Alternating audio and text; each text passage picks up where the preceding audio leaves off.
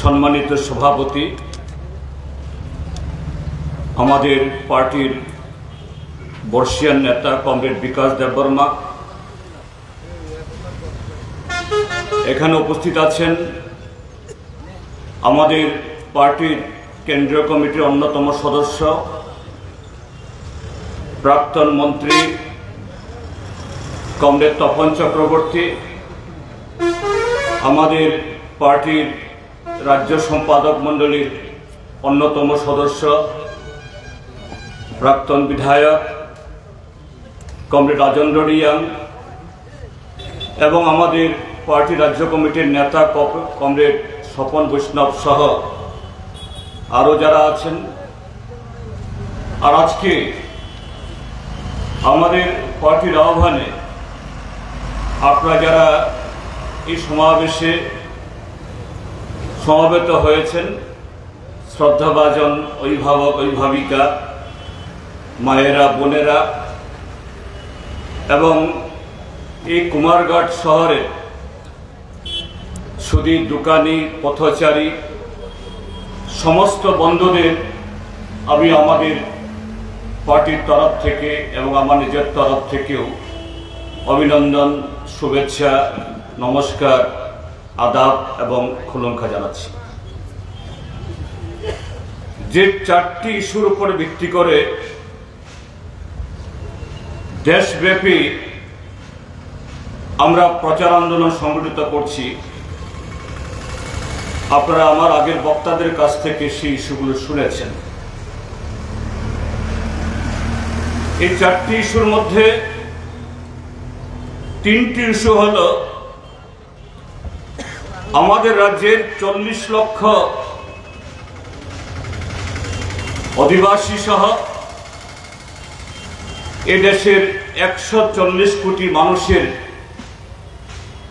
দৈনন্দিন তাদের যে জীবন যন্ত্রণা,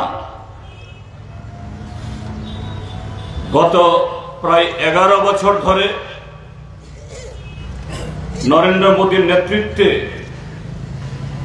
কেন্দ্রের যে সরকার, তাদের বদান্যতায়, তাদের অপদার্থতায় এবং তাদের ষড়যন্ত্রে এই যন্ত্রণা দিনকে দিন আরো বাড়ছে, প্রসারিত হচ্ছে। আর চতুর্থ ইস্যু, আগামী 25শে নভেম্বর আমাদের ভারতীয় সংসদের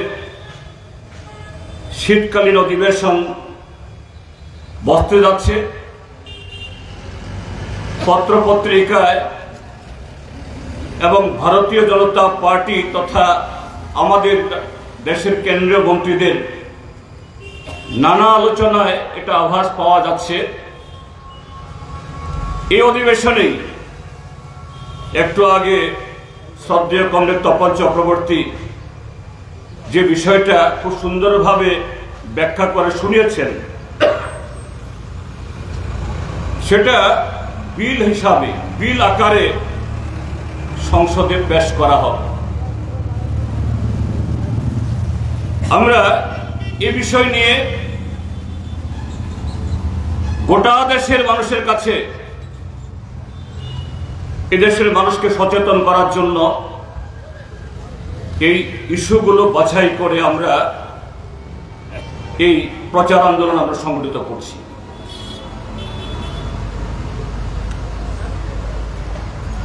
এক দেশ এক নির্বাচন সম্পর্কে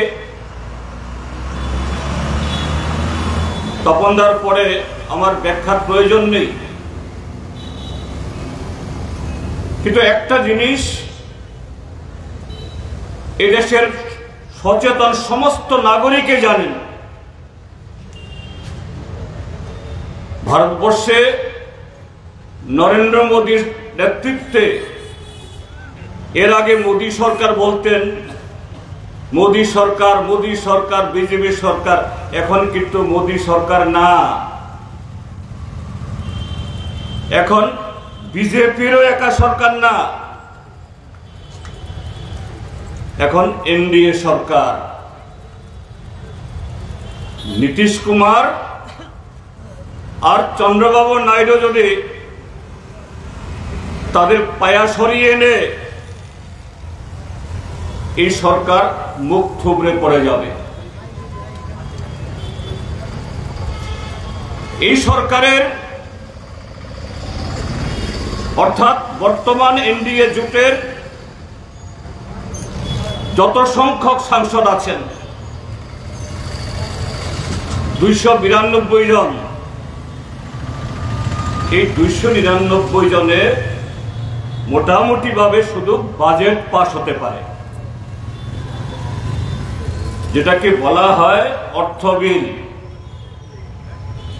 একজনের সংখ্যাগরিষ্ঠতা হলেই বাজেট পাস হতে পারে।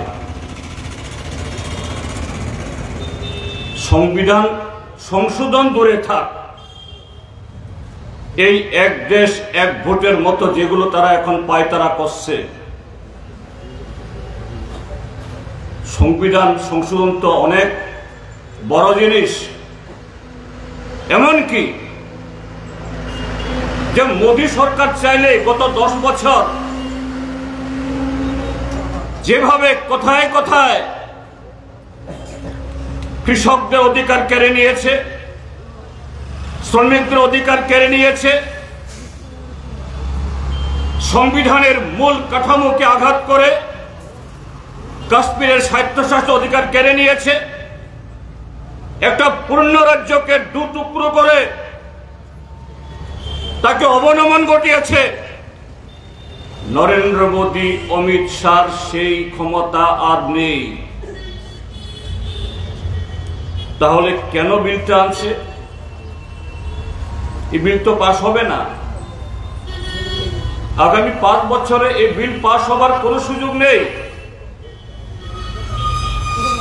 এই বিলকে বর্তমান এনডিএ জোটের নীতিশ কুমারের পার্টি এবং চন্দ্রবাবু নাইডুর পার্টি তারাও সমর্থন করে না।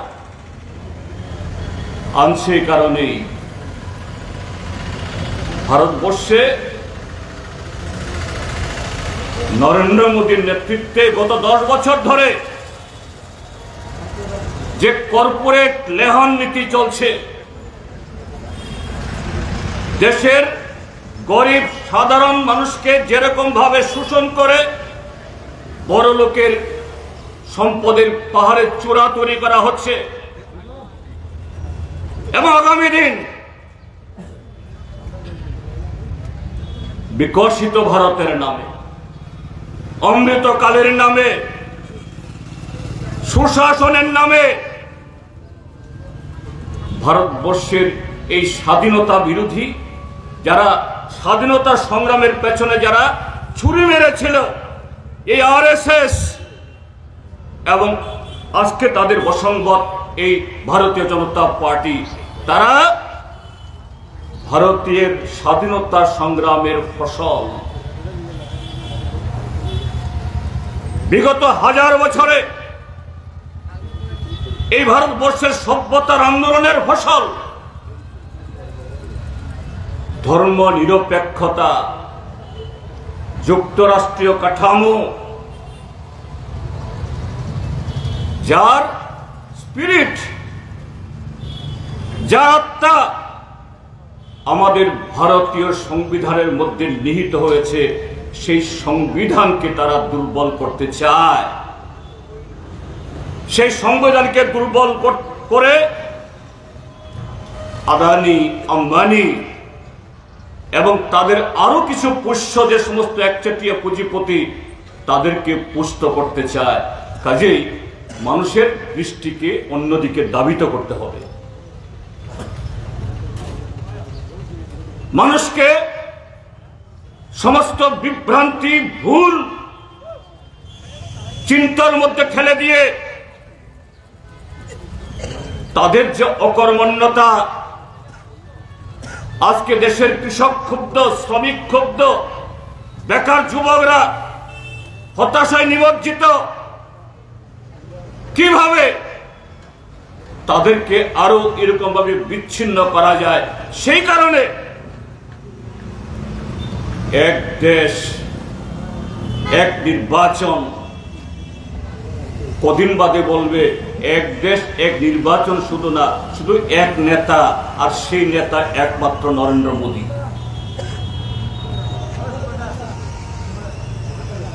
এই যে কথাটা বলা হচ্ছে, একসাথে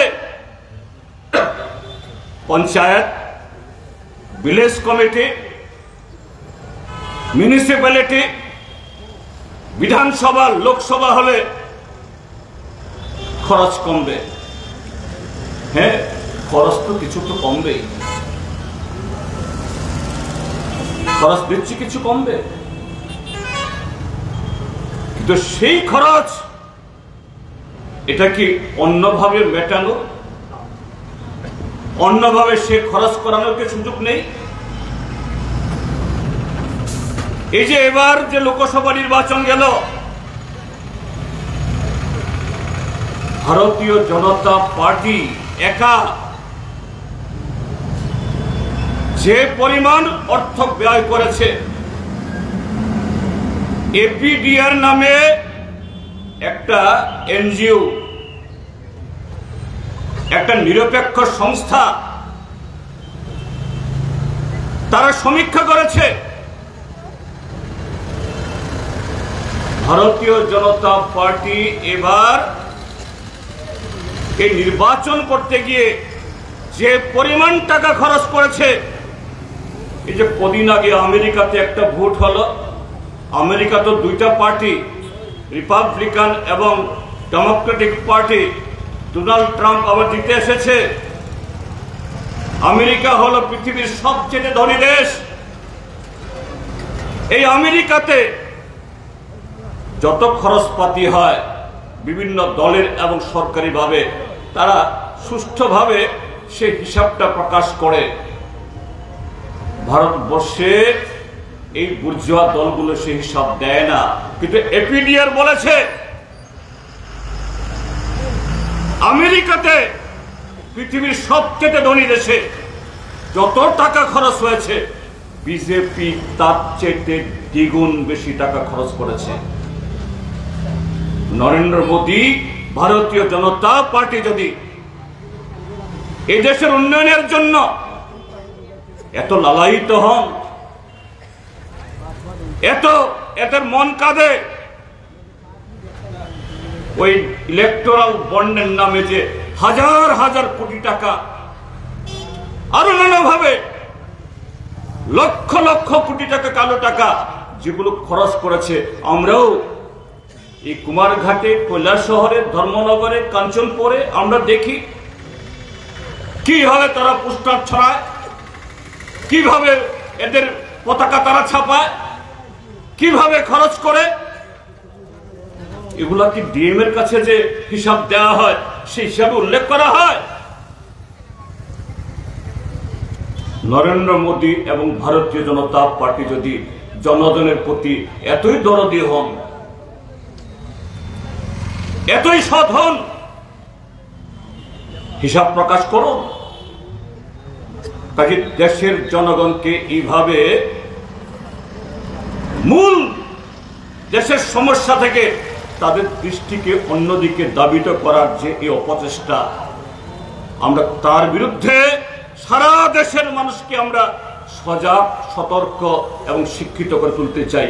তার জন্য এই ইস্যু নিয়ে আমরা প্রচার করছি। এই বিল পাস হবে এই আতঙ্কে নয়, এই বিল পাস হবে না। এই বিল পাস করার কোনো ক্ষমতা নেই নরেন্দ্র মোদী সরকারের, বর্তমান সরকারের। কিন্তু বন্ধুরা, আমাদের দেশের সরকারের সামনে শুধু কি যে পঞ্চায়েত, মিউনিসিপ্যালিটি, বিধানসভা, লোকসভা, এডিসি আলাদা আলাদা নির্বাচন হয়, বেশি খরচপাতি হয়, সময় নষ্ট হয়, এটাই কি সমস্যা? আর সমস্যা নেই, আর কোনো সমস্যা নেই। আমাদের দেশের সবচেয়ে নির্ভরযোগ্য যে অর্থনৈতিক সংস্থা, সবচেয়ে নির্ভরযোগ্য ভারতীয় অর্থনীতি, ভারতীয় সমাজকে যারা নানা দিক থেকে গবেষণা করে প্রকাশ করেন, যার তথ্যের উপরে ভিত্তি করে রাষ্ট্রসংঘ, international labour organisation, world bank, international monetary fund Bharat সম্পর্কে কথা বলেন। সেই সংস্থার নাম হল centre for monitoring Indian economy, সংক্ষেপে তার নাম হলো CMIE। তারা কি বলছে? তারা বলছে এই মুহূর্তে সারা পৃথিবীর 70 কোটি মানুষ যারা দরিদ্র সীমার নিচে বাস করেন, তার 40 কোটির বাস হলো এই ভারতবর্ষে। সারা পৃথিবীর অর্ধেকের বেশি দরিদ্র সীমার নিচে বসবাস করে অংশের মানুষ, তার বাসস্থান হলো এই ভারত। এই ভারত, আমাদের দেশের সরকার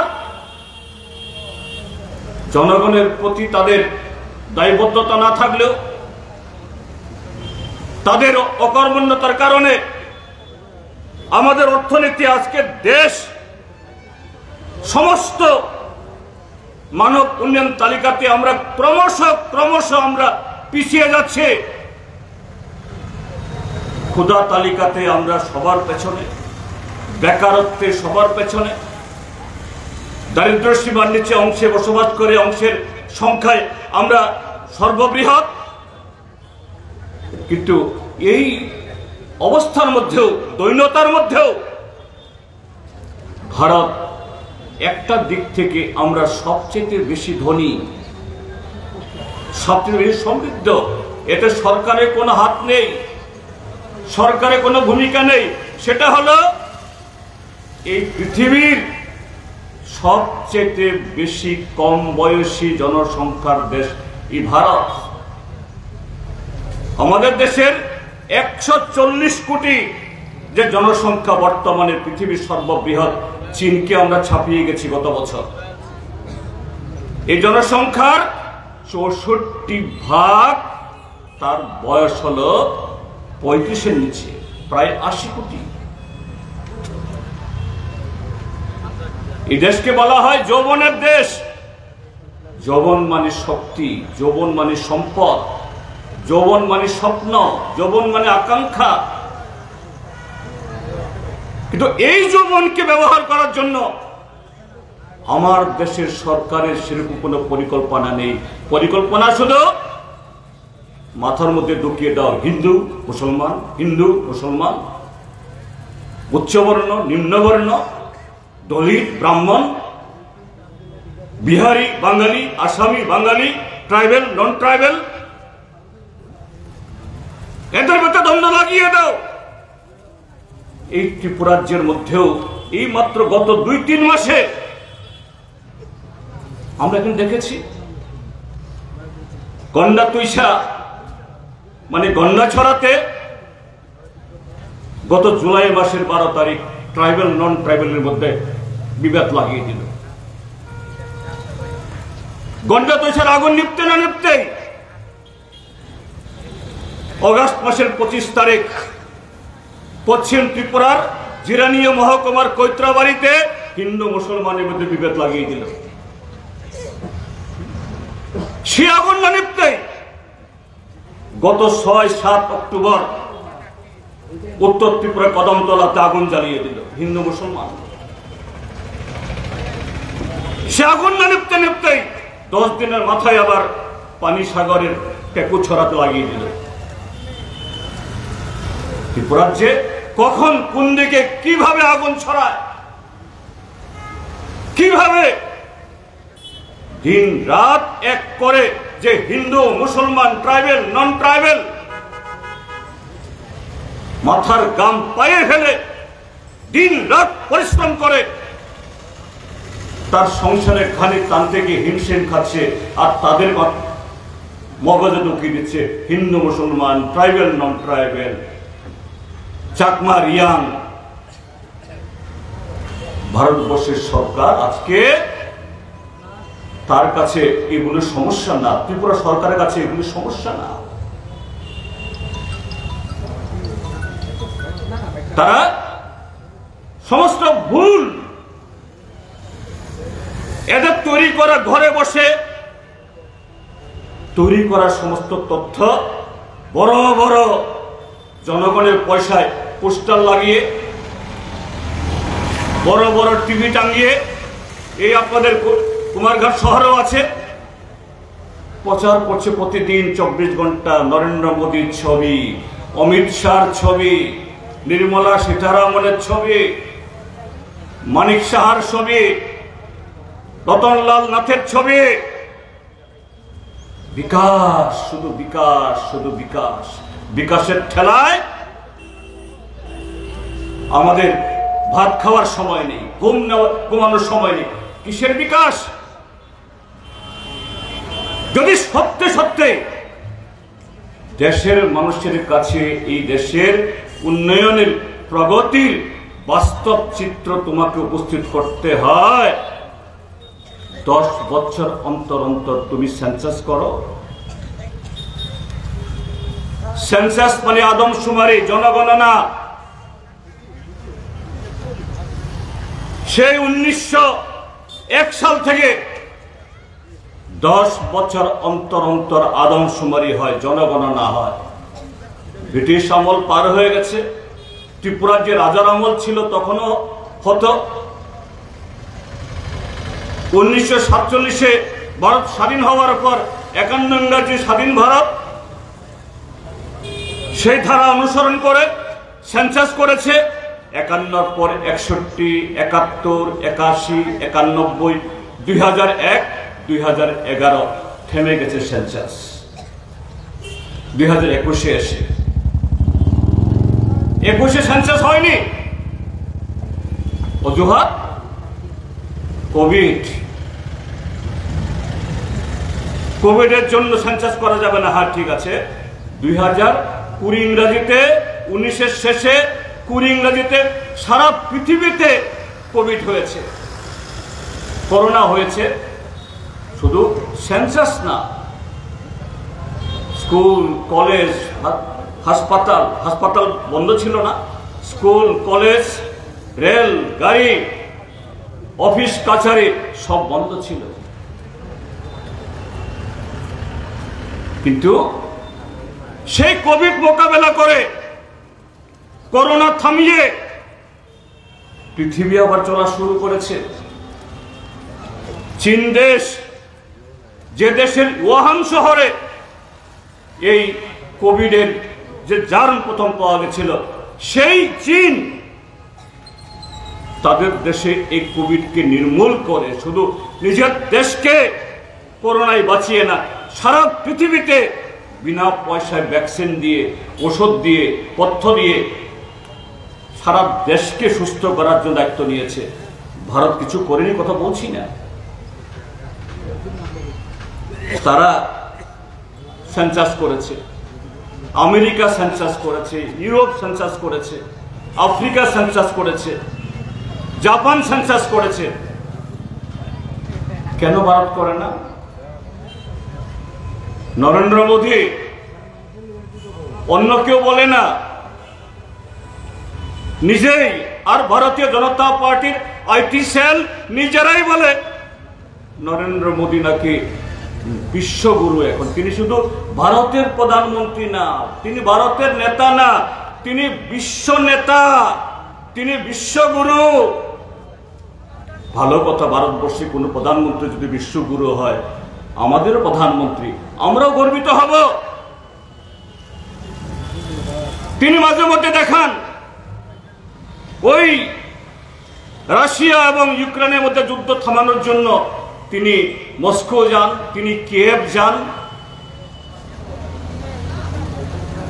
ওই গাজার উপরে, প্যালেস্টাইনের উপরে ইসরায়েলের আক্রমণ থামানোর জন্য তিনি আরবে যান। খুব ভালো কথা। কিন্তু এই বিশ্বগুরু 56 ইঞ্চি বুকের পাটাওয়ালা মণিপুর যেতে ভয় পায়। এই মণিপুর জ্বলছে। গতকাল মণিপুরের মুখ্যমন্ত্রী বাড়ির উপরে সেখানকার ক্ষুব্ধ জনরা আক্রমণ করেছে। মুখ্যমন্ত্রী কোথায় পালিয়ে গেছেন পুলিশও জানে না। তিনি যদি বিশ্বগুরু হন, এত বড় বীর পুরুষ হন, আপনার নিজের দেশ, এই দেশের একটা রাজ্য, আমাদের 7 বোনের 1 বোন আজকে প্রায় 1.5 বছর ধরে চলছে, সেখানে যাওয়ার হিম্মত দেখান। সেখানকার মানুষকে বলুন আমি আছি, তোমরা শান্তি ফেরাও। তিনি সেন্সাস করান না এই কারণেই, কারণ সেন্সাস করলে পরে ভারতবর্ষের বেআব্রু চেহারা বের হবে। নরেন্দ্র মোদী সরকার তিনি নীতি আয়োগ নামে একটা সংস্থা করেছেন, প্ল্যানিং কমিশন ইত্যাদি ভেঙে নীতি আয়োগ। সে নীতি আয়োগে কোনো গণতান্ত্রিক ব্যবস্থা নেই। ভারতবর্ষের একটা যুক্তরাষ্ট্রীয় কাঠামোতে নির্বাচিত সরকারের মুখ্যমন্ত্রীদের কথা বলার জায়গা আছে, কারো কথা বলার জায়গা নেই। সেখান থেকেই তিনি তথ্য দেন। এই তথ্য পৃথিবীর কোন দেশ বিশ্বাস করে না। এই তথ্য ভারতবর্ষের কোন শিক্ষিত মানুষ বিশ্বাস করে না। কাজেই আজকে সেন্সাস হয় না। কবে সেন্সাস হবে? 21 ইংরেজিতে হওয়ার কথা ছিল, 24 পার হচ্ছে, আগামী বছরও হবে কিনা আমাদের সন্দেহ।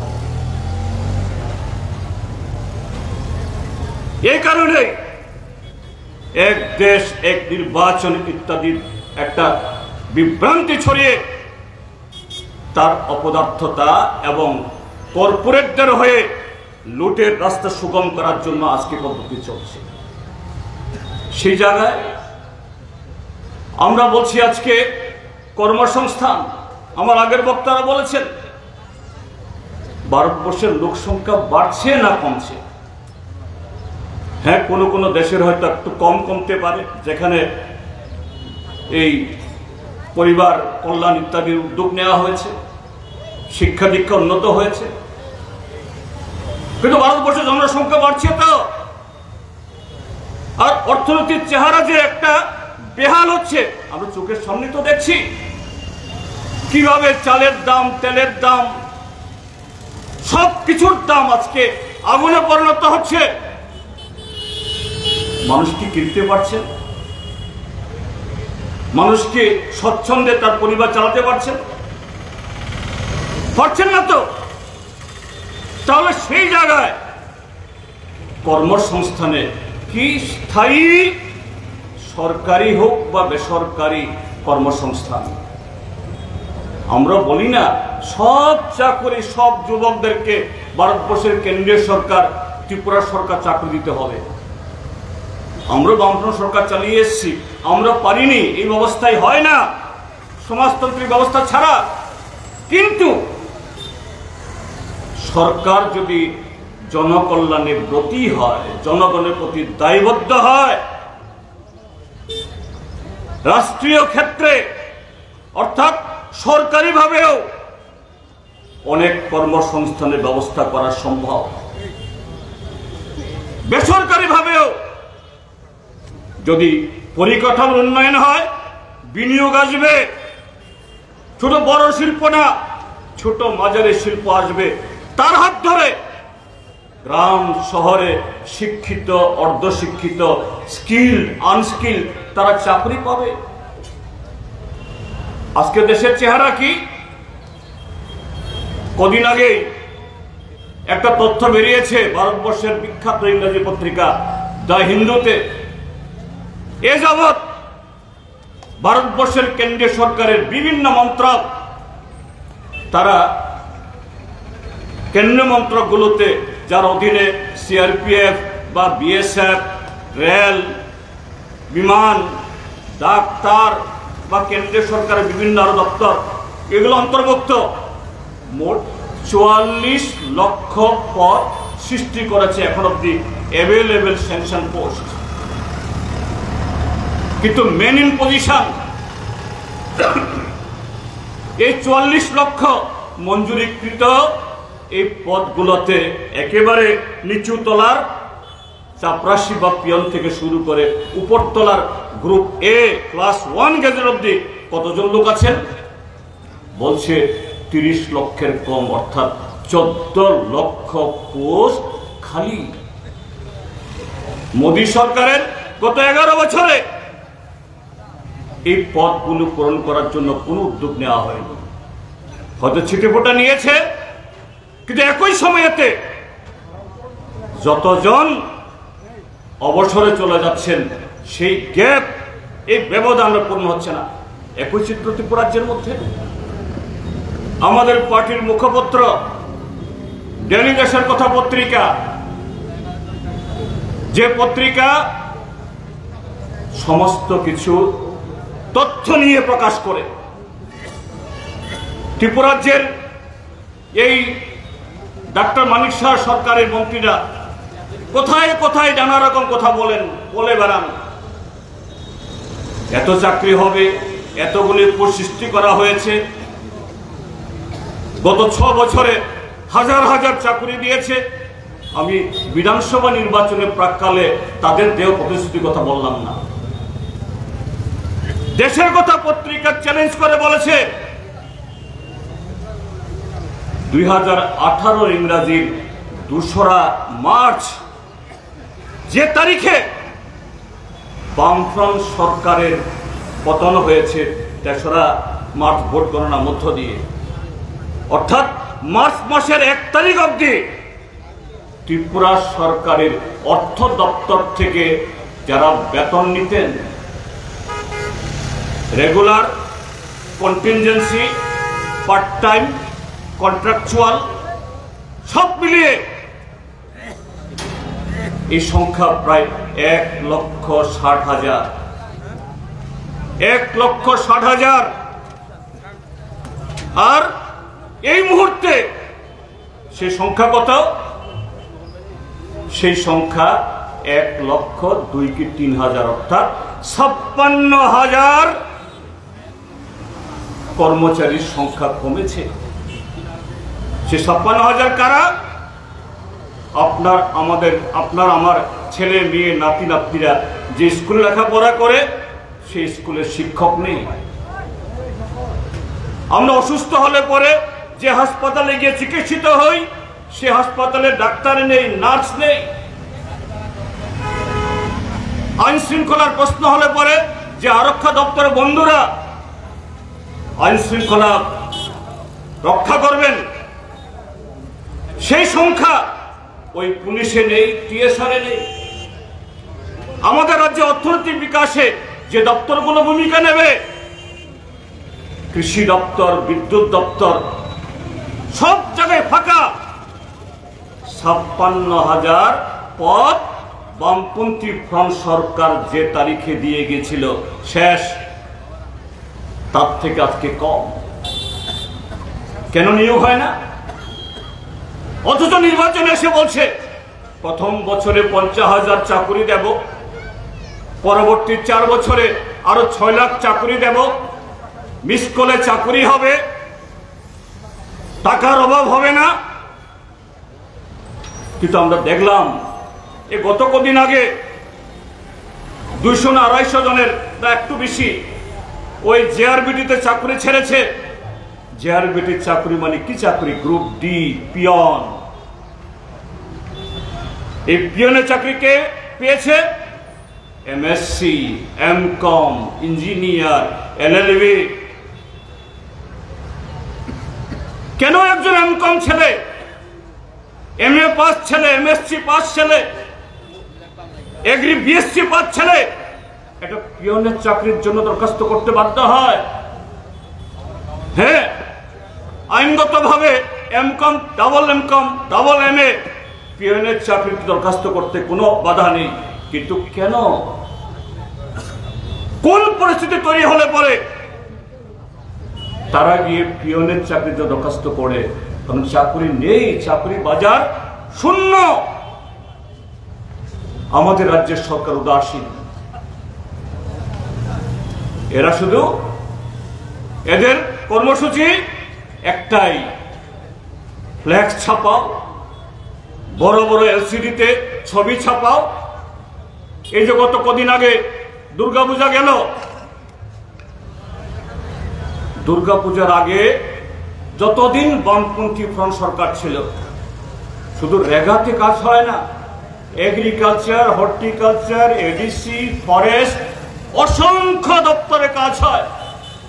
গ্রামের মানুষ এই রেগা কাজ করার পরে বড় বড় নোট নিয়ে বাজারে আসে, দোকানে আসে, কাপড়ের দোকানে, জুতার দোকানে, আরো জায়গাতে ভিড় করে। এবার দেখেছেন এই যে পূজা গেল, হ্যাঁ বন্যাতে একটু ক্ষতিগ্রস্ত হয়েছে, একটু এই জন্য একটু মন্দা, কিন্তু তারপরও তো কিছু হতো, হয়েছে? হয়নি। কেন হয়নি? আজকে রেগা 100 দিনের কাজ দেওয়া, এটা গ্যারান্টি। এটা নরেন্দ্র মোদীর অনুকম্পা না, মানিক সাহার দীক্ষা না, নামই হলো রেগা, এমপ্লয়মেন্ট গ্যারান্টি অ্যাক্ট।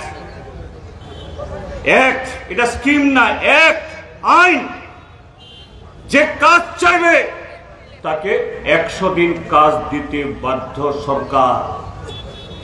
কিন্তু আমাদের রাজ্যের সরকার তো, এরা তো আইনের কাছে বাধ্য না, এরা তো সংবিধানের কাছে বাধ্য না,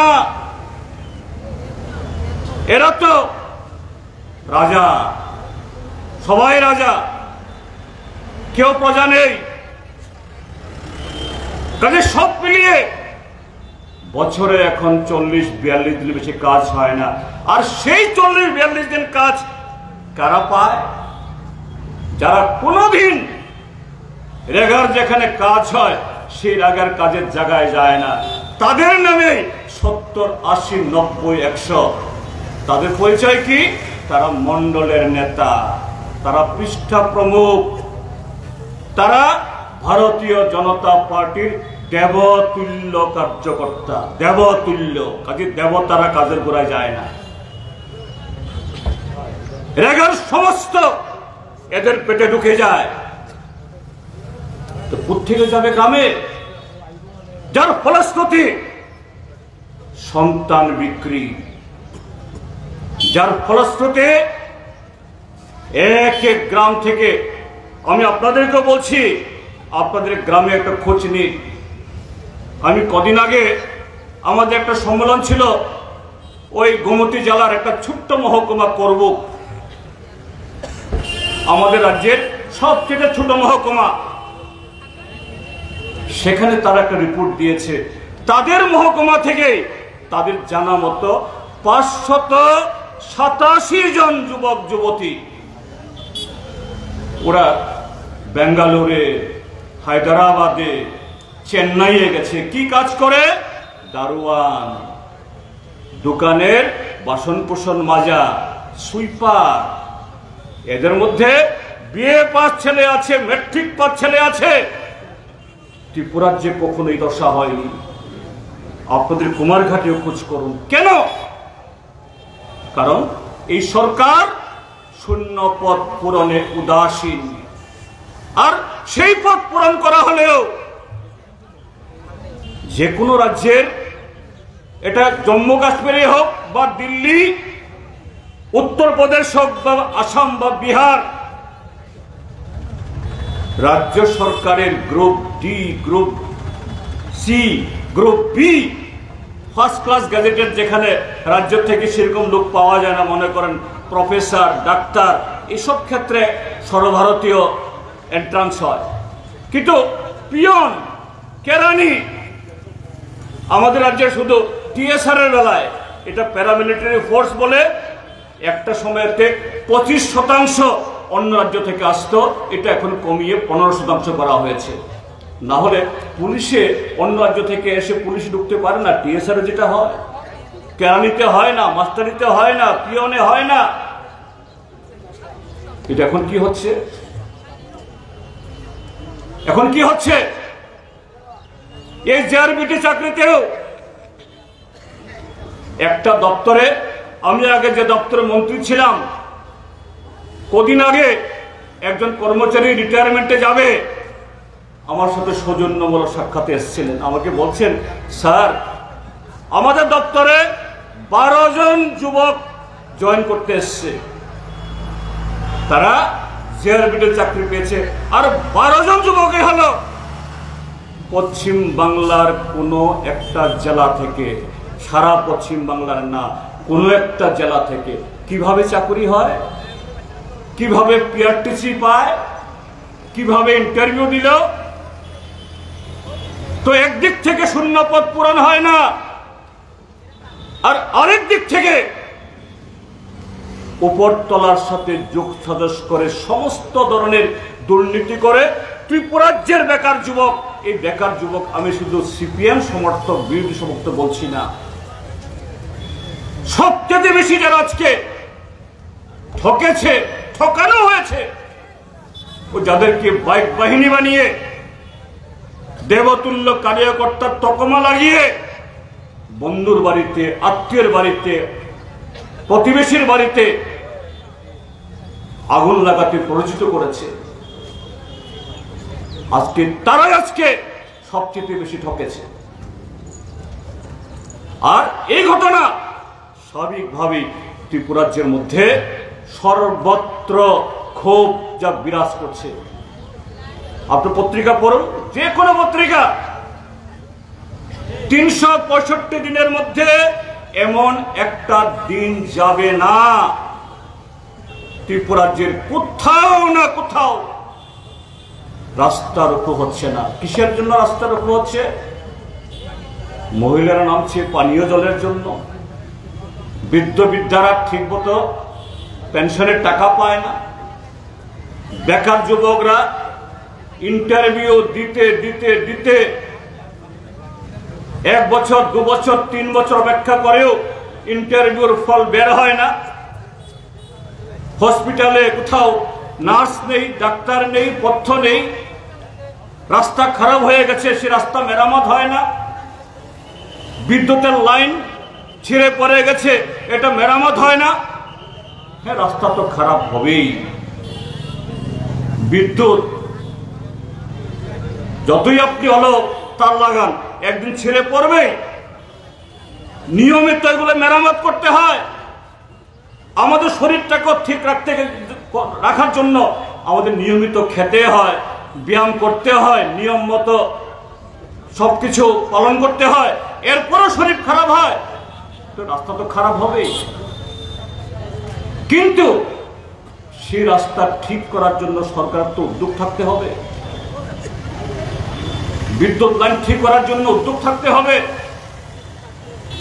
আজকে এগুলো অচল, শুধু একটাই ফ্ল্যাক্স, সেখানে শুধু মুখ্যমন্ত্রীর ছবি, মন্ত্রীদের ছবি দেখে আপনি রাত্রিবেলা জল খেয়ে খালি পেটে ঘুমোতে হবে। আপনি বেকার যুবক, মুখ্যমন্ত্রীর ছবি দেখে কেনা নিশ্চয়ই মুখ্যমন্ত্রী আছে, তিনি সুশাসন আনবেন, এই আশায় আশায় আপনাকে থাকতে হবে। এটা চলতে পারে? চলতে পারে না। মানুষ আজকে ঘর থেকে বেরোচ্ছে, অভাবী মানুষ, ক্ষুধার্ত মানুষ, বেকার যুবক, যে পাহাড়ের মানুষকে স্বপ্ন দেখিয়েছে, সরাসরি ভাবে বিজেপি না হলেও এই বিজেপি তীব্রা মথাকে বকলমে সৃষ্টি করেছে। এটা আজকে ঘটনাচক্রে এই কথাটাই আজকে বলা যায়। কেননা এই যে তীব্রা মথা তৈরি হলো পাহাড়ে, একটা সময়তে এনএলএফটি টাইগার ফোর্স করে গোটা পাহাড়ের উন্নয়নকে স্তব্ধ করে দেওয়ার জন্য, এরপরও বামফ্রন্টকে রুখতে পারে না। তখন স্লোগানে আমদানি করা হয়েছিল টিপ্রালেন এনসি দেববর্মাকে দিয়ে, তিনি প্রয়াত হয়ে গেছেন। আইপিএফটি দল করলেন, বিজেপির সাথে জোট করে সরকারে গেল। তিনি প্রায় 5 বছর মন্ত্রিত্ব থাকাকালীনই তিনি মারা গেছেন, 5টা বছর ভোগ করে দিতে পারেননি। আপনারা বলুন এনসি দেববর্মা বা তার দল একটা বারের জন্য মন্ত্রিসভাতে গিয়ে কি মন্ত্রিসভাতে কি বিধানসভাতে টিপ্রাল্যান্ডটা হোক বা না হোক এই দাবি তুলেছে? তুলেনি। টিপ্রাল্যান্ড দাবি তোলার প্রয়োজন ছিল গণমুক্তি পরিষদ সিপিএমকে পাহাড়ে ঠেকাতে এবং বিজেপিকে আনার জন্য সে কাজ হাসিল। সে 5 বছরে আইপিএফটির মুখোশ খুলে গেছে, তাকে আর মানুষ বলায় না। নতুন জামাইয়ের আমদানি হলো প্রদ্যোৎ মাণিক্য কিশোর। কমরেড রাজেন্দ্র রিয়াং বলেছে তখন, যারা ককবরক ভাষী না তারাও ককবরক শব্দ কিছু কিছু বুঝেন। প্রদ্যোৎ মাণিক্য কিশোর কংগ্রেস থেকে বেরিয়ে এসে একটা স্লোগান তুললেন। কি স্লোগান? পইলা জাতি উলব জাতি, অর্থাৎ একমাত্র জাতি বাঁচাতে পারে জাতিকে, পার্টি না, কোন পলিটিক্যাল পার্টি না। আমি তো কংগ্রেস দলে ছিলাম, কংগ্রেস দল বহু বছর সরকারে ছিল, আমার বাবা কংগ্রেসের এমপি, মা কংগ্রেসের এমপি, আমিও কংগ্রেসের জেনারেল সেক্রেটারি, রাজ্যের সভাপতি। না, আমি দেখেছি কোন রাজনৈতিক দল ত্রিপুরা যে ট্রাইবেলদের, পাহাড়িদের, ত্রিপুরা সাথে কল্যাণ করতে পারে না। কাজে একমাত্র জাতি, দুদিন না যেতেই পইলা জাতি উলব জাতি হয়ে গেল ত্রিপুরা মথা পার্টি। কি বলা হলো? হয়তো আপনাদের এখানেও কোনো এডিসি এলাকাতে বক্তৃতা করেছেন। কি বক্তৃতা করেছেন? 2021 ইংরাজির এপ্রিল মাসে এডিসির ভোট হয়েছিল, 6 তারিখ ভোট, 10 তারিখ গণনা। কি বক্তৃতা করেছেন? ত্রিপুরা মথার ছেলেরাই এখন এই ভিডিওগুলো আপলোড করে সোশ্যাল মিডিয়াতে। কি বলেছে? 6 तारीख एडीसी का वोट होगा, 10 तारीख गिनती होगा, 11 तारीख हम दिल्ली जाएंगे, ग्रेटर त्रिपुरा ले लाएंगे। 6 तारीख ভোট হবে, 10 তারিখ ভোট গণনা হবে, 11 তারিখ নাকি দিল্লি গিয়ে গ্রেটার ত্রিপুরা ল্যান্ড নিয়ে পরের ফ্লাইটে তিনি ত্রিপুরা দেশে নামবেন। কবে বলেছে? 2021 ইংরাজির এপ্রিল মাসে। আজকে 22, 23, 24 নভেম্বর, আর একটা এপ্রিল আসছে। কোথায় সে গ্রেটার ত্রিপুরা স্লোগান? এই স্লোগান দিয়ে এডিসি দখল করলো আজকে প্রায় 3-3.5 বছর। এডিসির কোন ভূমিকা আছে? গতকালই আমি এডিসির কর্মচারীদের একটা মিটিং করছিলাম। তারা বলছেন, স্যার এডিসি ডেভেলপমেন্ট কি? অনেকগুলো তারা সাবজোনাল বাড়িয়েছে। আমাদের সময়েতে 8টা জেলা হলেও 8টা জেলাতে জোনাল অফিস ছিল না। এরা সব জেলাতে জোনাল অফিস করেছে। ঠিক আছে, ভালো হয়েছে। এরপরে সাবজোনাল মানে ব্লকের মতো। ভোট তো হয় না ভিলেজ কমিটি, এটা নিয়ে একদিন তাদের কোনো মাথা ব্যথা ছিল না। সেই সাবজোনাল কমিটি এবং জোনাল কমিটিতে এখন বলছে chairman, vice chairman, deputy chairman, joint chairman, assistant chairman, একজনের বেতন 10,000, 12,000 টাকা। সাবজোনালে কি কাজ? এক সাবজোনাল, এখানে 5 জন চেয়ারম্যান, কাজ কিছু নাই। জোনালেও তাই। এডিসিতে ট্যুরিজম আছে, অর্থাৎ পর্যটন বিভাগ, রাজ্যের না হতেও আছে। এডিসিতে কি খেলাধুলা হয়? সেখানে এডিসিতে ট্যুরিজম ডেভেলপমেন্ট বোর্ড, এডিসিতে স্পোর্টস কাউন্সিল, এডিসিতে আরো এরকম কিছু বোর্ড বানিয়ে একজন চেয়ারম্যান, একটা গাড়ি, 50,000 টাকা বেতন। তো এডিসিতে যে যত সামান্য টাকা যায়, সে টাকা কোত্থেকে পাবে গ্রামের মানুষ? সেই কারণেই আজকে এডিসিতে মৃত্যুর মিছিল, সন্তান বিক্রি, মুখোশ খুলে যাচ্ছে, ধরা পড়ছে। কাজে এখন আগে আড়ালে গোপন প্রেম, অপ্রকাশ্য প্রেম, এখন সে প্রেম প্রকাশ্যে। গত মার্চ 2 তারিখে দিল্লিতে একটা চুক্তি হলো, তার আগে একটা নাটক হলো। গ্রেটার ত্রিপুরা না হলে পরে আমরণ অনশন, ওই বড়মুড়াতে জিরানিয়া যেখানে চপ্পকনগর যেখানে লেগেছে ব্রিজের আগে, এখানে আমরণ অনশন। এই জঙ্গলের মধ্যেই একেবারে সোফা টোফা লাগিয়ে, কারেন্ট লাইট ফ্যান লাগিয়ে এলাহি কারবার।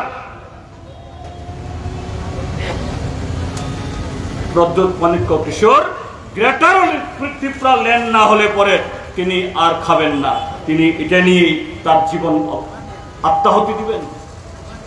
বক্তৃতা দিতে উঠলেন, 16 মিনিট বক্তৃতা হলো না। এই ভিড়ের মধ্যে কার পকেটে জানি একটা মোবাইল ফোনের রিং আসলো, তার কানে চলে আসলো, ফোন আইয়া দিল্লি সে, দিল্লি জানা হোগা। কোন আলোচনা নেই। দিল্লি গেলেন, গত মার্চ মাসের 2 তারিখে চুক্তি করলেন। চুক্তি কি? ঐতিহাসিক চুক্তি। এরা বলে ত্রিপ্রাসা অ্যাকর্ড, ত্রিপ্রাসা চুক্তি। যদিও গ্রেটার ত্রিপুরা ল্যান্ড লেখাতে পারেনি, কিন্তু কি লিখিয়েছে? ত্রিপ্রাসাদের cultural, social, language, land, history, এসবের উপরে গ্রেটার ত্রিপুরা ল্যান্ডের আদলে কনস্টিটিউশনাল সলিউশন আসবে এবং টাইম বাউন্ড 6 মাসের মধ্যে কার্যকরী হবে। মার্চের 2 তারিখ বন্ধুরা, মার্চের 2 তারিখ যদি সই হয়, 6 তারিখ, 6 মাস যদি হয়, তাহলে মার্চের পরে এপ্রিল, মে, জুন, জুলাই, আগস্ট, সেপ্টেম্বরের 2 তারিখে 6 মাস শেষ, 6 মাস খতম হয়েছে। কোথাও একটা মিটিং হয়নি। সেপ্টেম্বরের 21 তারিখে অমিত শাহ একটা মিটিং ডেকেছে। সেই মিটিং এ গ্রেটার ত্রিপুরা ল্যান্ড বা তারা যে সমস্ত কথা বলে, এগুলি কিচ্ছু আলোচনা হয়নি। কয়েকজন অফিসারকে দিয়ে একটা কমিটি করে দেওয়া হয়েছে। কিন্তু মাঝখানে কি হয়েছে? ইত্য বছরে কি হলো? গ্রেটার ত্রিপুরা ল্যান্ড হলো না, কনস্টিটিউশন সলিউশন হলো না, কিচ্ছু হলো না। গত লোকসভা নির্বাচনে তার দিদিকে বলছে, মেরা দিদি, মেরা ঘর কা আদমি, মেরা পরিবার, ত্রিপুরা মথার পরিবার। কিন্তু বিজেপির টিকিটে, বিজেপির চিহ্নে এমপি হয়ে গেলেন। শুনেছেন একটা কথা? এই গত জুলাই আগস্টে এত বড় বন্যা হয়ে গেল, সেই এমপি সাহেবকে দেখেছেন একদিনের জন্য? দেখেননি। ধরা পড়ছে, মুখোশ খুলছে। ত্রিপুরাজ্যের সরল সিধা রাজ পরিবারকে সম্মান করা, রাজ পরিবারকে ভক্তি দেখানো অন্যায় কিছু না। রাজ পরিবারের বিরুদ্ধে ব্যক্তিগতভাবে আমাদের কোনো শত্রুতা নেই। রাজ পরিবারের প্রতি আমাদের সে ভক্তি শ্রদ্ধা অটুট থাকুক, এতে আমাদের কোনো ধরনের ইয়ে নেই। কিন্তু সেই রাজ পরিবারের সদস্য এই ভক্তি সে আবেগকে ব্যবহার করে ত্রিপুরার যে ট্রাইবেলদেরকে, আমি একটা জায়গায় বলেছিলাম যে প্রদ্যুৎ মানিক্য কিশোর ত্রিপুরার যে ট্রাইবেলদেরকে ওই এটিএম থেকে যেরকম আমরা টাকা তুলি, এই এটিএম এর মতো টাকা তুলে তুলে খাচ্ছে। কিরকম? কোথায় কোথায় বলে আমি ত্রিপুরাসা ত্রিপুরাসা। এই ত্রিপুরাসা হলো এটিএম আর থানসা হলো পাসওয়ার্ড। এটিএম থেকে টাকা তুলতে গেলে পাসওয়ার্ড লাগে। আজকে ত্রিপুরাসা হলো তাদের এটিএম কার্ড আর থানসা হলো পাসওয়ার্ড। এইভাবেই ত্রিপুরার যে ট্রাইবেলদেরকে আরো বেশি নেংটি করে দিচ্ছে। এখন সর্বশেষ খেলা খেলছে কি বুঝতে পারছে 6 মাস তো চলে গেল, এখন নভেম্বর, 8 মাস চলে গেল, হয়তো আরো কিছুদিন বুবাগরা বলে মানুষ ভক্তি করবে, কিন্তু সেই বুবাগরা যারা হাত জোর করে বলে কোনদিন হাত উঠাবে উনার বুঝে গেছেন। এখন কি বিডিওর কাছে গিয়ে ডেপুটেশন দিতে হবে। কুমারঘাটের BDO greater Tripura land sanction করবে?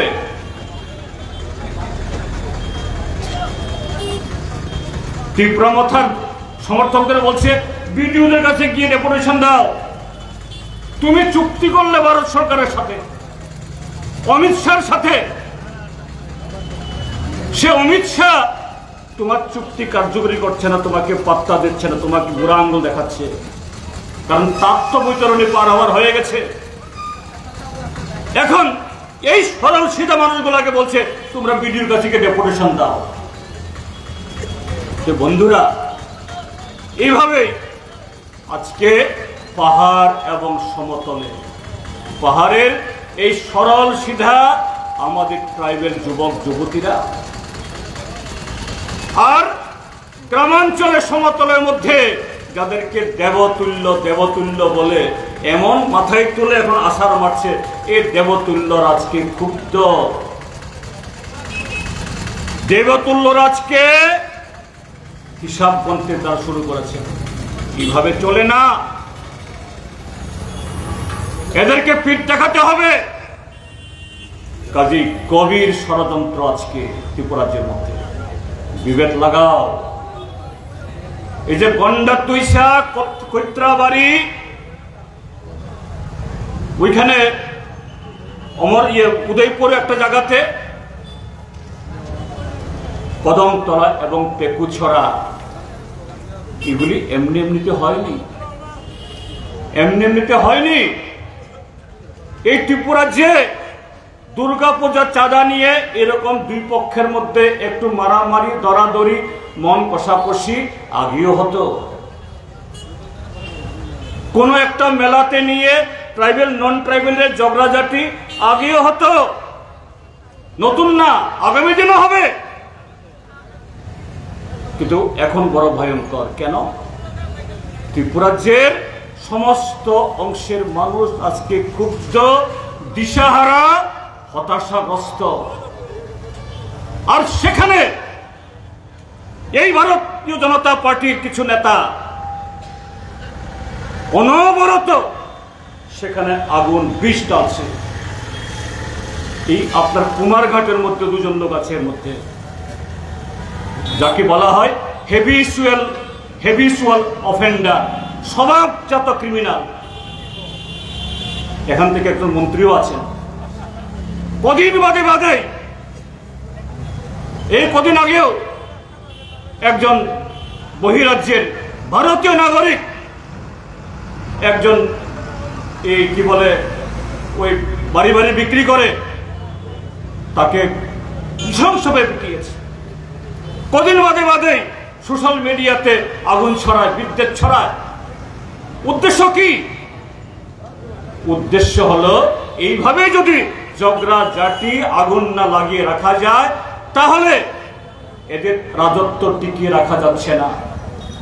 মানুষকে ভয় ভীতি সঞ্চার করে ঘরে ঢুকে রাখা যাচ্ছে না। একই আপনাদের এই কুমারঘাট বা পাবিয়াছড়ার যিনি বিধায়ক, নাম আবার ভগবান বুড়ি বাবা, সমস্ত দোষে দোষী।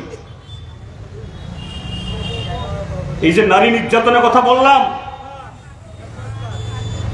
আমাদের ত্রিপুরাজ্য আমরা যখন আইন শৃঙ্খলার কথা বলি, আমাদের আরক্ষা দপ্তরে বন্ধুরা মনে করে আমরা তাদের বিরুদ্ধে কথা বলি না। আরক্ষা দপ্তরের যারা কর্মী, এরা আমাদের ভাই, পরিবারের সদস্য, আমাদের ঘরের লোক। ব্যক্তিগতভাবে তাদের সাথে কোনো শত্রুতা নেই। এই আরক্ষা বাহিনী তো এনএলএফটি টাইগার ফোর্সের সাথে লড়াই করে আত্মবলিদান দিয়ে বহু পুলিশ টিএসআরের শহীদের বিনিময়ে এই রাজ্যে উগ্রপন্থী দমন হয়েছে। ত্রিপুরা পুলিশ প্রেসিডেন্ট কালার্স সম্মান পেয়েছে, তারা আমাদের শত্রু না। কিন্তু আজকের শাসক দল তাদের অস্তিত্ব টিকিয়ে রাখার জন্য, কায়েমি স্বার্থ বজায় রাখার জন্য আজকে এই পুলিশ বাহিনীকে ব্যবহার করছে, তাদের ইজ্জতকে মাটিতে লুণ্ঠিত করছে। আমি গত পরশুদিন আমি মানিক দে এবং আমাদের কদমতলার যিনি বিধায়ক জনাব ইসলামউদ্দিন সাহেব মুখ্যমন্ত্রীর কাছে গিয়েছিলাম কদমতলার পরিদর্শনের পর। খুব ভালোভাবে আলোচনা হয়েছে। মুখ্যমন্ত্রী বলছেন, আচ্ছা জিতেনবাবু বলুন দেখি এই ঘটনাটা কেন হলো। আমি বললাম, দেখুন আপনি কিন্তু মুখ্যমন্ত্রী, আমারও মুখ্যমন্ত্রী, আপনি বিজেপির নেতা না। আমি সেই হিসেবে আপনাকে বলছি, বর্ষাকালে যদি আপনি খড়ের গাদাতে পেট্রোল ঢেলে, কেরোসিন ঢেলেও যদি আপনি দেশলাই কাঠি মারেন, চট করে আগুন জ্বলবে না। কারণ তখন জল না পড়লেও খড়ের গাদাগুলো জলীয় বাষ্পতে ভরা থাকে, আগুন চট করে নেবে না। কিন্তু শুখা মরশুমে যখন শুধু খড়ের গাদা না, কাঠ বাঁশ সবকিছু শুকিয়ে কাঠ হয়ে যায়, তখন দুইটা লোহার সংঘর্ষেও যদি একটা স্ফুলিঙ্গ বের হয়, ইলেকট্রিকের একটা স্পার্ক হয়, তাও দাও আগুন জ্বলবে। ত্রিপুরা তো আজকে সেরকম ভাবে আপনারা করে রেখেছেন। আপনার এক মন্ত্রী দুদিন বাদে বাদে শুধু এইভাবেই উস্কানি দেয়। আপনাদের যারা দেবতুল্য কার্যকর্তারা, আপনি পত্রিকা খুলুন, নারী নির্যাতনে কে ধরা পড়েছে? বিজেপির কোন নেতা। সীমান্তে ড্রাগ পাচারে গ্রেপ্তার হয়েছে কে? কোন দেবতুল্য কার্যকর্তা। কোথাও নারী ইজ্জত হরণ করেছে, কে ধরা পড়েছে? শাসক দলের ঘনিষ্ঠ কোন পৃষ্ঠা প্রমুখ, কোন বুথের প্রেসিডেন্ট, এরাই তো। আর এরা যখন যায়, পুলিশের পক্ষ থেকে তাদের বিরুদ্ধে এফআইআর তো নেওয়া যায় না, তখন আর ইনভেস্টিগেশন হয় না। সেই ইনভেস্টিগেশন হলে তো এখানে যে রথকাণ্ড হলো, 10 জন লোক মারা গেল, মাননীয় মুখ্যমন্ত্রীকে বললাম বিধানসভাতে, এই রথকাণ্ডে ঠিক আছে তদন্ত কমিশন করেছেন আপনি, রিপোর্ট কোথায়? মুখ্যমন্ত্রী বলছে না, রিপোর্ট বের হবে। আজকে রিপোর্ট বের করতে সাহস করে না, কারণ রিপোর্ট বের করলে ভগবান ধরা পড়বে না, ওই কোন রাক্ষস ধরা পড়বে, জানে না কেউ। তো এইরকমই নারী নির্যাতনে, পাচারে, ড্রাগ ব্যবহারে, সমস্ত অপকর্মে 10 জনের মধ্যে 9 জন হলো আজকে শাসক দলের আশীর্বাদ পুষ্ট লোকেরা। আর আরক্ষা দপ্তরের উঁচু তলাতে বসে আছে কিছু নপুংসক। এই নপুংসকদের কল্যাণে নিচু তলাতে আজকে সমস্ত তদন্তগুলো হপিস হয়ে যাচ্ছে, অপরাধী ছুড়ে যাচ্ছে, ধরা পড়ছে না, শাস্তি হচ্ছে না। আমি খুব বিনয়ের সাথে করজোরে এটাও বলবো আরক্ষা দপ্তরের বন্ধুদের, তারাও কিন্তু এর একজন নাগরিক। কালকে যখন আপনি উর্দি খুলবেন, আপনিও পাবলিক, আপনার পরিবারের সদস্যরা তারাও পাবলিক। এই রাজ্যে গণতন্ত্র না থাকলে পরে আজকে যে দুর্দশা, সে দুর্দশার শিকার আপনার পরিবারের সদস্যরাও। হ্যাঁ, একটা সময় গেছে সেরকম ভাবে স্বাধীন চেতাভাবে কাজ করা যায়নি। কিন্তু আমি বলবো ত্রিপুরাজ্যের মধ্যে সমস্ত ক্ষেত্রেতে সেই পরিবেশ তৈরি হয়েছে। আপনি অন্যায় কাজ করুন, কাউকে ফেভার করুন, আইনের ঊর্ধ্বে উঠে কাজ করুন না, এটা মোটেই বলছি না। আপনি আপনার সাংবিধানিক দায়িত্ব, আপনি ইউনিফর্মের লোকই হন বা আনইউনিফর্ম, আসুন এই ত্রিপুরাজ্যকে যে অরাজকতা আজকে চলছে, এই যে গত দুর্গাপূজা, সারা ত্রিপুরাজ্যের অভাব, আর এরা আগরতলাতে কার্নিভাল। কিসের কার্নিভাল? ত্রিপুরাজ্য তো হলো আজকে ধর্ষণের কার্নিভাল, মৃত্যুর কার্নিভাল, বেকারত্বের কার্নিভাল, অরাজকতার কার্নিভাল। কাজে তার বিরুদ্ধে আমরা চাই সমাজের সমস্ত অংশের মানুষ ঘর থেকে বেরিয়ে আসুন, ঐক্যবদ্ধ হন, সোচ্চার হন। আমরা নিশ্চিত একটা সময় যারা মোহগ্রস্ত ছিল, বিজেপি সরকার এসে তারা কিছু করবে, ভীষণ ডকুমেন্ট কার্যকরী করে সবারই কিছু হিললে করবে, কিচ্ছু হিললে হবে না। আমি বলে যাচ্ছি এখানে দায়িত্ব নিয়ে, এই ত্রিপুরাজ্যের মধ্যে আগামী 3.5 বছর এই সরকার থাকবে এবং আমরা চাই এই সরকারটিকে থাকুন 3.5 বছর। রাতারাতি ব্যাকডোরে আমরা সরকার আসুক, অন্য কেউ চাই না। গত দুর্গাপূজার সময়তে দুর্গাপূজার প্যান্ডেলে আমাদের মাননীয় মুখ্যমন্ত্রী গিয়ে বলেন বিরোধীরা সরকার ভাঙতে চায়, সরকারকে পেছন থেকে এই সরকারের বিরুদ্ধে ষড়যন্ত্র করছে। এই পরদিন বলেছি না, আমি দায়িত্ব নিয়ে বলছি, আমি সিপিআইএম এর যেমন সম্পাদক, প্রধান বিরোধী দল এবং বিরোধী দল নেতা হিসেবে বলছি, ডক্টর মানিক সাহা আপনাকে এরকম আতঙ্কিত হওয়ার কোনো কারণ নেই। আপনি 2028 ইংরাজি অব্দি মুখ্যমন্ত্রী থাকুন, আমরা চাই। আপনাদের বর্তমান বিজেপি মথা আইপিএফটি সরকার 28 অব্দি মানুষের যে ম্যান্ডেট হয়েছে থাকুন, আমরা এর আগে আপনাদেরকে টেনে নামাবো এই কথা আমরা বলবো না। তবে পরিস্থিতি কি করবে আগামী দিন জানি না, কিন্তু আপনার দলের ভেতরে লোক আছে আপনাকে পেছন থেকে টানতে চায়, আপনার চেয়ারের পায়া ভাঙতে চায়। আমরা না, আমরা কি চাই? সংবিধান অনুযায়ী নির্বাচনে যে প্রতিশ্রুতি দিয়ে আপনারা ভোট পেয়েছেন, সেই প্রতিশ্রুতি যে দিয়েছেন ত্রিপুরাজ্য জনগণকে, সে অনুসারে কাজ করুন, অগণতান্ত্রিক ভাবে না, অসাংবিধানিক ভাবে না। আজ ত্রিপুরাজ্য জনগণকে আমরা বলতে চাই, কুমারঘাটের মানুষকে, একটা পরিবর্তনের ঢেউ আসছে। সেই পরিবর্তন কি? আজকে গণতন্ত্রহীনতা, সংবিধানহীনতা, অন্যায়, অরাজকতার বিরুদ্ধে যারা মুখ খুলছিল না, মাথা নত করে বসেছিল, বেরিয়ে আসছে। আরো আসুন না, কালকেই আমরা তাদের সরকার পরিবর্তন করে আমাদের সরকার বসাবো না, এ কথা বলছি না। আমরা চাই একটা সুস্থ বাতাবরণ, সুস্থ গণতান্ত্রিক বাতাবরণ। জনগণের অর্থ যে খাতে, সেই খাতে খরচ হোক। যেভাবে লুটপাট করার মধ্য দিয়ে একটা সিন্ডিকেট সর্বত্র, পঞ্চায়েত থেকে মহাকারণ, ব্লক থেকে পিডব্লিউডি, এগ্রিকালচার, সর্বত্র সিন্ডিকেট, কয়েকজনের সিন্ডিকেট, তারাই সব টাকা লুট করে নিয়ে যাচ্ছে। এটা বন্ধ করতে হবে। তার জন্য এই ত্রিপুরাজ্যের মানুষ সজাগ হন, সতর্ক হন। এই কথাগুলো বলার জন্য আজকে আমাদের আয়োজন। আমরা অত্যন্ত আনন্দিত, আপনারা ধৈর্য ধরে মনোযোগ বক্তব্য শুনেছেন। আগামী দিনেও আমাদের এই লড়াইকে আরো এগিয়ে নিয়ে যাওয়ার ক্ষেত্রে আপনারা সঙ্গ দেবেন, মদত দেবেন, এই আশা ব্যক্ত করে আমার বক্তব্য শেষ করব।